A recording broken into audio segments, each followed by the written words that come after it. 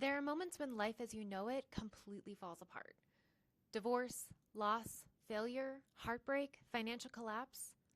It's 2 a.m., you can't sleep, and everything feels like it's over. But here's the truth.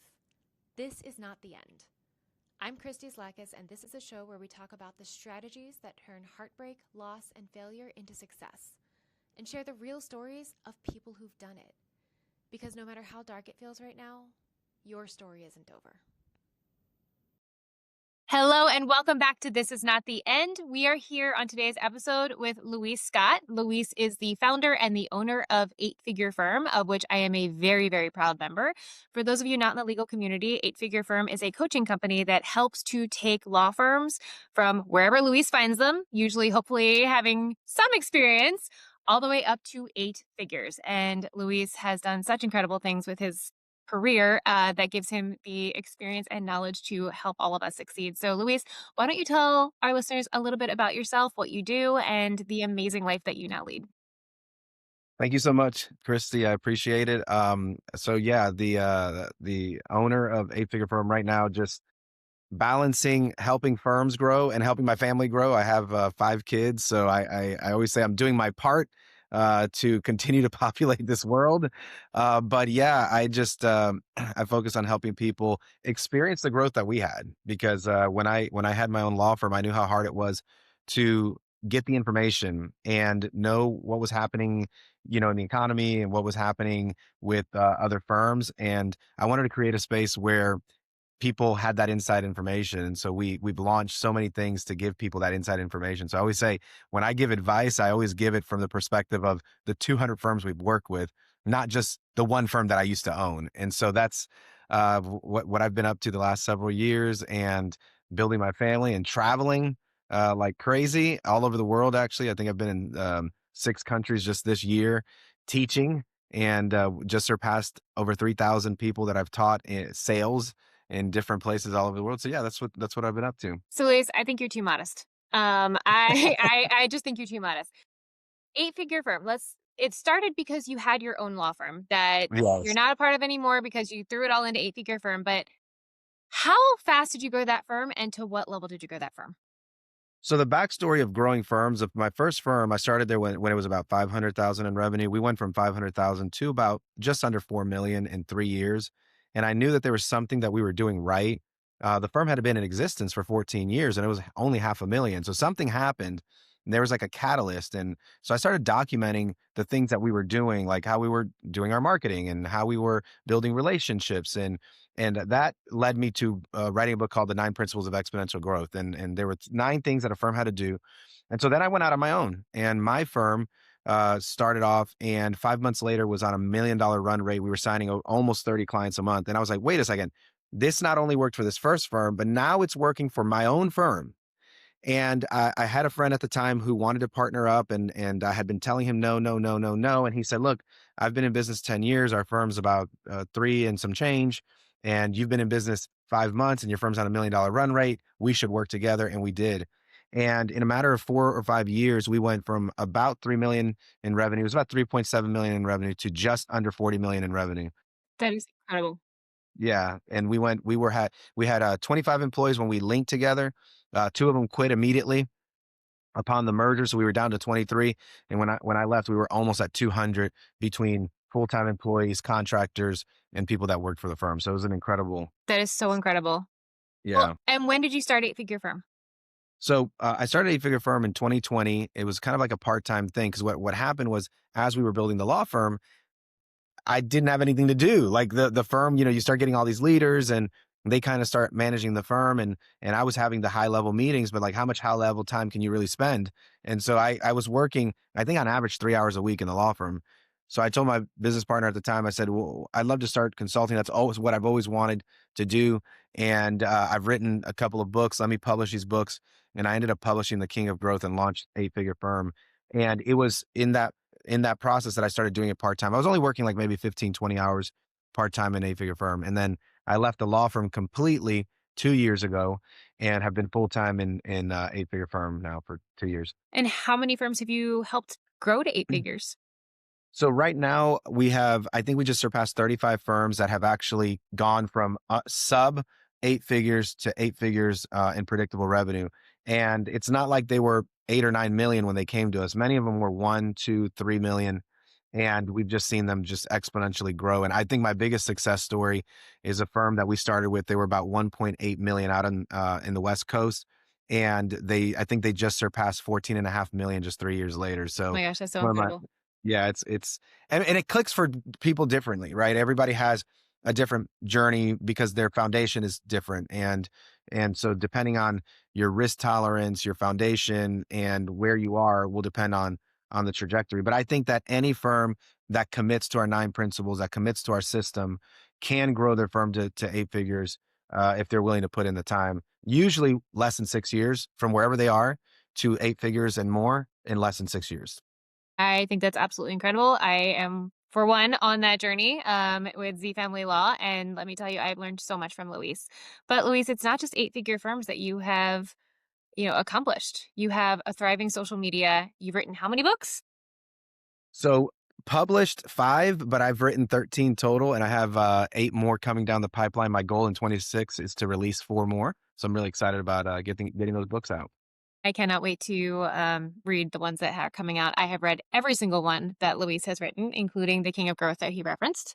And one of my favorites, and why I asked you to be on this podcast, which is It Has to Hurt. So tell me what Awesome. this book means to you. That was the very first book that I published. So there's a lot of significance to that because one of the things that I struggled with, the reason I've written 13 books and have only published 5 is because I had an imposter syndrome, and I had to go through like a journey of writing a book about my life so that I would stop feeling like an imposter, because you're not going to feel like an imposter if you're just telling the story of your life. And so I had a company who helped me write this, I guess, autobiography, but it's more than that because it tells stories about failure and triumph. But I had a company help me write this story, and that was the first book I published, and it was met very highly. In fact, that book sells about 100 to 150 copies every month between I didn't print know and that. audio. Yeah, it's I have no idea how it took off like that, but I look at my Amazon KDP, and yeah, it's selling like 100 to 150 every month. It's actually pretty cool. I'm not But surprised. I'm also not exaggerating when I say I have read it 4 different times. I I appreciate find that. hearing, and please don't take this the wrong way, and I know you won't because we've known each other that long, but I take your stories of failure in it and the way that you took the lessons from it and just catapulted into what I know to be a really amazing life. You have 5 kids. You have a beautiful, wonderful, amazing wife who I just absolutely adore whenever I get to see her or spend time with her. You have 2 homes. You have the boat. You have all these awesome things going on in your life. And then when you look at your origin story and you look at what you've gone through and the lessons that you have learned from those, it inspires me so much. And that's what I want to inspire our listeners with today. So why don't you take us to some of those moments where you had to learn the entrepreneurial lesson the hard way? It's funny because they say that it takes 10 years to become an overnight success, but I think it may be 20 years because it feels like it took 20 years for me to get there. But I've had a lot of failures, and I look back, and this is something my dad always taught me, and that's you can only connect the dots looking backwards. We can't connect the dots looking forward. It's not like we can see the dots and go, this next failure is going to be the thing that sets the foundation for the next thing. Really, what happens is that you get to that next thing, and then you look back and you go, without that failure, I'm not even here. And that's what happened to me. And every failure led me to another thing. And it even started before business. I remember that I tore my ACL in high school. I wanted to play baseball professionally. My dad had played baseball professionally, so I thought I had at least the pedigree to do that. And I got injured. I tore my ACL in high school, and I thought it was the end of the world. But it was in me tearing my ACL that instead of going to the school that had originally given me a scholarship, because obviously I was injured now, Yeah. a different school gave me a scholarship. And at that school, I was able to have a surgery with some of the best doctors in the country. And they were sports medicine doctors, and they had a relationship with that school. And so I had my surgery and I got better. I've never had knee problems since that day, which is pretty phenomenal for somebody who had a torn ACL. But it was because that I had that surgery and I was healed that I started reconsidering playing professional ball. And when I reconsidered playing professional ball, I ended up changing schools so I'd be closer to home. Well, when I was changing schools to be closer to home, that's where I met the judge that gave me my first internship. And it was that internship that gave me the confidence to become a lawyer. And it was becoming a lawyer that gave me the resume to be able to get the job that I got, that I worked at for 15 years and became the managing partner. So like I look back and I go, if the ACL doesn't happen, I don't even know if I end up being a lawyer. Who knows where my life would have gone? But I can look back and see how every single one of those moments actually created the pathway to where I am today. And so I have a very different perspective when things don't go my way. I actually don't ask why me. I always ask what's next. It's not why me, it's what's next. Cause I already know that that's just a stepping stone to the next place. I love that. And I think you just named your episode. So tell me about some entrepreneurial journey. I don't want to say failures, although I like the filling your way forward method. But I know there are some vitamin companies involved. What else? Tell me about that. So I have done everything from network marketing to a vitamin company. I did a penny auction website. I tried to create my own Huffington Post at one time to do a news. That's hard. You need money for whatever. that. Try it. You don't know until you try, right? Yeah. And then we sold vitamins online. And then I tried to partner up with the Arthritis Foundation. And through the process, we met Evander Holyfield. And then we did this car race, and I got linked up with NASCAR, and everything's falling apart at this time. Like it seems like all these opportunities are happening. We're getting closer and closer and closer, but nothing was coming together. I started a barber shop on top of that. And it didn't matter what I started, just felt like it kept falling apart. I try to do this investment into like angel investing.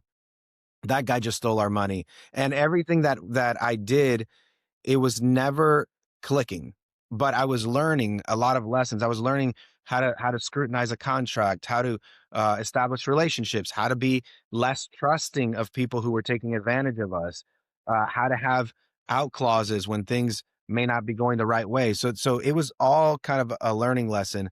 And then finally, what ended up clicking was going to law school and starting a law firm. And the reason that it clicked, and this is really the lesson in everything, is that if you do anything for money, you will never earn the money. But if you do something because of the love, you will be able to earn the money. And everything I was chasing was for money. I didn't love penny auctions. I didn't love selling vitamins. I didn't love network marketing. I didn't love the barbershop. I didn't love any of those things. I just thought that they were easy ways to make money. And Makes sense.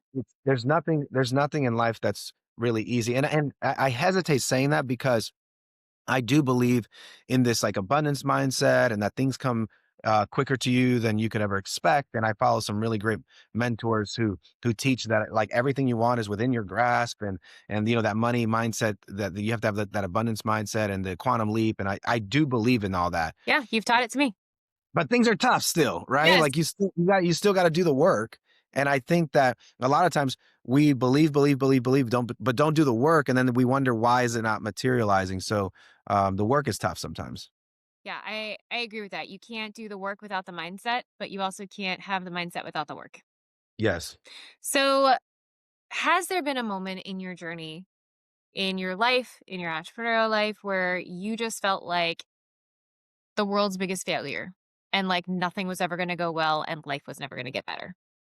I mean, pretty much my entire life. Honestly, I've always had kind of this overwhelming sense that I wasn't important enough, and I wasn't successful enough to be trusted, or to be admired, or to be looked up to. I kind of sometimes wake up in the morning wondering, have I made a difference? There was this talk that I heard one time where the guy said there's 3 questions you should ask yourself every single day. Did I love today? Did I live today? And did I matter? And I used to wonder, like, did I matter a lot? I would wake up in the morning, I'd say, I love today and I live today, but did I really matter? And it was something that was hard for me because I had to overcome that. And it didn't matter how many people told me that I was a success or that I was helping them. I still felt like maybe I just wasn't making the impact. And so that came from a lot of these failures, because for a long time I wasn't viewing the failures from connecting the dots backward. I was looking at the failures as I am a failure. And I remember one time thinking, man, I'm just like on the economic treadmill of life. It's like, it doesn't matter what happens. I make $1,000. I spill milk on my computer. It's like something always happens to take me back. Right. Yeah. It's Yeah. like, Yeah. it sucked. But the point in my life where I was probably in the lowest point of despair, because that is what it felt in my soul. It was like I was in the pit of despair. Within a 6-month period of time, I was personally divorced, and then my business partners asked to end the partnership within 6 months. Actually, September to January, 4 months, 4 months. I can Within understand how four that would months. make you feel like you didn't matter. Yeah. And so I was I was like in the rock bottom of feeling like failure at that point. Like I couldn't even keep a personal relationship together. I couldn't keep a business relationship together. And then it took months for us to resolve the business relationship while I was in the middle of like separating our assets. And at the time I didn't really have a lot. I was still in my early 30s. And I had some, but I didn't have like enough to like sail off into the sunset. So you give away half of some, and then you spend 11 months without income because you don't have a job, and you're trying to resolve a partnership buyout. It was a tough situation, and I ended up losing a lot of things. And I remember uh, the house was in foreclosure. I was getting the foreclosure notices. I remember my car getting repossessed. The guy's name was Rodney. He called me. He's like, "Hey, Luis, where are you?" And I was like, "Why? Who is this?" And then they were looking for my car. They said, "You have a Lexus that we're trying to pick up." And I'm like, "No, not this one, not this one. This is the only car I have." And I was like hiding it, just trying to get away from them. And he was super nice. I look back and I'm like, this guy really saved me. He said he was like, "Look, I'm going to tell him that I can't find you, but you have until Friday to pay, $800." And I would scrounge and I would try to find $800 to put it. But that was the lowest Yeah. point in my life. And how did you get through it? Well, for the first 2 weeks, I sat on the couch. I laid on the couch and just ate ice cream and watched TV and binge watched Netflix. That's what I did. And my dad came to my house and he saw me sitting around doing nothing. And he told me that I had two choices in life. One is to feel sorry for myself or to do something about it. And one of the things that I've always wanted was to make my dad proud, Yeah. my parents, because I've always felt that they were amazing parents. And that kind of was like a wake up call. He didn't say this, but what I heard him say was, "You're not making me proud right now." That's what I heard him say. And that was a wake up call because I wanted to make him proud. And I thought that he wasn't noticing, but he was noticing. And again, he didn't say it. It was just, he was trying to encourage me. And so that day I got up and I started a website on Wix.com, and I looked for a law firm that was very successful, Morgan and Morgan. I looked at what their front page looked like, and I replicated the entire front page of their website. Long time ago, And Morgan to Morgan. Can't do anything yeah, about it. long time ago. That website's long gone, but I just replicated the whole thing. I guess that's copyright infringement. I don't know. Too late. But I don't. It doesn't exist But you anywhere. did this. You took the bull by the horns and you did this.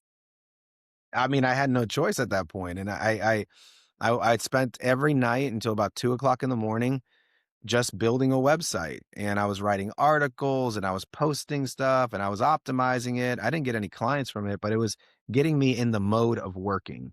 And 2 weeks later, after spending 2 weeks, basically 17-hour days building a website, and I felt like it was like right where I had it. I went and got business cards, I got envelopes, I got letterhead that I was printing on my a Word document, so it would just print off as a letterhead, but it wasn't like professional letterhead. And I launched the Scott Law Firm, and that was kind of like the beginning of everything turning to gold. And when I started the Scott Law Firm, some really miraculous things began to happen in my life, and it felt like everyone had a case for me because I was telling everyone about it. I was joining every single club I could. I was in the Rotary Club. I was in the BNI. I was, the butcher, the baker, the candlestick maker. Yeah. Every You single tell person everybody, knew the about it. hairdresser, the grocery store Yeah. checkout person, doesn't matter. I'm a lawyer, I have a law firm. Would you like to know And, the card? and I even went, I have a 30-30-30 strategy for law firms. This really applies to any kind of business, but it's you go to lawyers that do what you do and you ask for their overflow work. You go to lawyers who don't do what you do and you tell them you're going to pay them a referral fee. And then you go to industry adjacent people. And that's what I did. I did the 30-30-30 strategy. And one of those lawyers gave me a case. He said, "Hey, this case is trash." And that trash turned into a $125,000 settlement. And I got 33% of that. So that was 40,000. And I started getting cases left and right. I was associated. I was taking criminal, immigration, divorce, like whatever. I Yeah. took whatever Just for those of just you to at make home who money. don't know this, we call that a door lawyer. You take whatever comes through Yes. the door, and we've all been there and had to go through that phase. I did door law for sure, and, but I was a really great salesperson, and people were trusting me, and then I would find the professionals that could help me with the case so that nothing was being done wrong, and I started making money, and in my 5th month in business, I did over $100,000 in revenue, and I knew I had a pathway forward, and that was the beginning of this beautiful life that I now have where I've helped dozens of firms do the exact same thing and kind of get out of their own pit of despair. And it's just been awesome. I know you have definitely pulled me out of that pit sometimes by my hair if I needed it, and I cannot tell you how much I appreciate it. But when you were climbing out of your own, did you have any mentors or anybody that you looked up to? So I've always said that to me, authors of books were my mentors because there's a school of thought you don't need to read books, just go out there and do something. And I think that that's a totally terrible philosophy because in the same way that you would be willing to pay a coach or a mentor, buying a book is like paying the coach or a mentor at scale. You can buy a book and you can learn the lessons that somebody's already learned without having to fail through it. Yep. And so for me, I had a lot of mentors. I was just picking up books and reading a lot. I would go to YouTube and listen to motivational things. I'd go to Spotify. I'd go to a podcast. Like I was getting my hands on anything that could inspire me or give me an idea. But then I had people in my life. I had friends, and my dad's always been like my most consistent mentor, and just encouraging me and letting me know. And he used to tell me all the time. He would say, "There was 40 years in the desert, but then there's the promised land," and that was a biblical reference. And I believe that. I'm like, I'm in my desert period. There's going to be a promised land, and he was right. And that's the interesting thing is that many of us just we believe that the desert is never ending and vast and all consuming, and it is in a short period of time. But if you just keep walking, you'll find the promised land. And I really wanted to believe in that, and I did believe in that. And that's what ultimately got me out of it was just staying in that frame of mind that I just need to keep walking, just keep moving, and it'll go. So something that I've had to work on over the years is, for the most part, I am a naturally positive person. Mhm. I have been even accused of toxic positivity because I naturally see the bright side. I am one of those people that I shoot for the moon and land among the stars, and I'm like, woohoo, we made it to the stars. Like I will just find the positive in everything. But even for me, where mindset tends to come a little bit easier, there have absolutely been times where my mindset has been absolutely trash. And I really believe that you have to work on it. You have to work on it like a muscle. You have to absorb the content, avoid other content. You have to read the books, say the mantras, go for the walks, all of those different things, especially during those periods. But I also think that mindset maintenance is critical. Um, Yeah. and I will tell you, some people have accused me of talking about mindset too much and that it's silly or that it's not necessary or, there's other things that are more important, Christy. Mindset's not going to get you out of stuff. But if you don't have the mindset, I don't think you're getting out of anything. But when you were going through that, what did you do to protect your mindset? So I did the 3-6-9, and that was three times in the morning, I would write out all the things that I wanted in my life. Six times during lunch, I would write out what I wanted in my life, and 9 times at night, I would write out what I wanted in my life. Not only did I almost develop carpal tunnel doing that, but it was like ingraining in my mind, and I was writing it in like present tense, like I am a millionaire. I am a successful business owner. I am worthy. Like that was a big thing. Like, was I worthy of it? I had to convince myself I am worthy of this life. I am worthy of the good that comes from life. I am worthy because I had dreams of like private jets and flying all over the world and teaching and coaching and people hiring me like and I would write someone's paying me $20,000 to go speak at their event. And what's crazy is in 2025 I'm now charging $50,000 for somebody to Crazy. go speak at their event, right? And it's like, and I was just desperate for a dollar at that time, but I was writing these things down. I was writing that I own a sports car, that I own multiple homes, that I go on luxury vacations. I mean, this is the craziest thing. And I hate to even say these things because sometimes people are like, oh, this guy's he's just like such a, bragging too much. No. But I could have never imagined in my life paying $20,000 for a 1 week vacation. I could never have imagined in my life. And just this past year, we went on a vacation. I took the whole family for $135,000 in 1 week, $135,000 vacation. And I could never have imagined $20,000. And so I was writing these things down because I was believing that there are people in this world that live those amazing lives. And I should be the one that's doing it because I genuinely care about people and I genuinely want the best for people. And I genuinely want to do the best that I can to be a great representative for myself and my family. And so I just was writing it over and over and over. And I was saying it. I went on my phone and I took pictures of affirmations. There was 2 books. One of the books was The Science of Getting Rich. Mhm. And the other book was Joel Osteen's 31 Manifestations. Okay, that one I have not read yet. So he's a preacher or whatever, but he had these great manifestations on there. So I took a picture of every single day because it was 31 days to manifesting the life that you want. And then I took The Science of Getting, and I took those and I would read them every day. My routine in the morning was write, read all those things, lunch, write, read all those things, night, read all those things. I would sleep with headphones on, and the headphones would be like, you are worthy of everything. Life is coming to you. Things are coming fast. I don't have to do that anymore. I don't do any of those things anymore because now I actually believe it. Now I'm like on the other side of this. I literally think that I'm unstoppable. I really think that I'm I have unstoppable. no doubt about that. Like it's bizarre. Like when I don't meet a goal now, I'm just like, wait a second, something's wrong here. That should have happened, right? Like that should have totally happened. And so, but it took me probably years of doing that over and over and over and over to just get it in my mind that I was worthy enough, because that's a big thing. So if I'm a listener and I'm at home and I know the answers because you have had me do this 3-6-9 exercise and I found it incredibly valuable. But let's say there is someone who is sitting there listening at home going, that sounds interesting. How do I do that? How many lines do I write? Do I write everything I want, like 20 different things? Do I keep it shorter? Tell us a little bit more about how they should do it, a practical step that someone listening at home could do. So I would take the goals that I have, probably 3 to 5 goals, and just write them 3 times. Okay. So if your goal is I want to make $100,000 a year, then you would write that down. I make 100,000. I make 100,000. I make 100,000. Goal number 2, I want a $1 million house. I own a $1 million house. I own a $1 million house. I own a $1 million house. And you write that. And then for lunch, you just write the same ones over. I make 100,000. I make 100,000. I make 100,000. I make 100,000. I make 100,000. I make 100,000. Right? And I know people think that it's crazy, but No. what you do is you take this and now you say, I make 100,000. You start asking the question, what does a person who makes $100,000 do? Well, they work probably a pretty decent amount of hours. They have certain types of jobs that they have to have.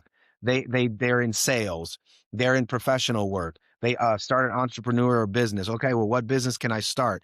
They start thinking about themselves in a different way. And that's what was changing in my mind, in my life, was like, I started believing and thinking in a different way. I love that. So now that you are to the other side of it, now that you have this amazing life with all those things that you used to write about, is there any advice that you haven't already shared that you would give to yourself years ago? That version of yourself. Yeah, I would tell myself that it's not about how fast you get there, but that you get there. And the reason is because I was so hell bent on creating this amazing life that I saw myself as a failure if it didn't happen in my timetable. See, I didn't make my first million until I was like 38, 39 years old. But I wanted to make my first million in my 20s. And if you would have told me at 43 that you're going to spend 21 years of your life, but I guarantee you're going to be a millionaire, I would have been like, cool, that's fine with me. And so we need to like kind of look at it on the other side. It's okay if it takes you until you're 40 to reach your goal. It's okay if it takes you till you're 50 to reach your goal. Just reach the goal and look at every lesson as that next step in that process. you will have way less stress if you do that. Well, Luis, thank you so much for inspiring all of our listeners. Thank you especially for all the inspiration that you have given me over the years and all the encouragement. And I know that I am also limitless because of the lessons you've imparted. But I like to ask every single guest at the end one question. Well, I asked them to finish one sentence. And I'd like you to finish this one for me. This is not the end, but it is the beginning of blank. So for me, when I think about this moment, this is not the end. It's the beginning of the most powerful version of me.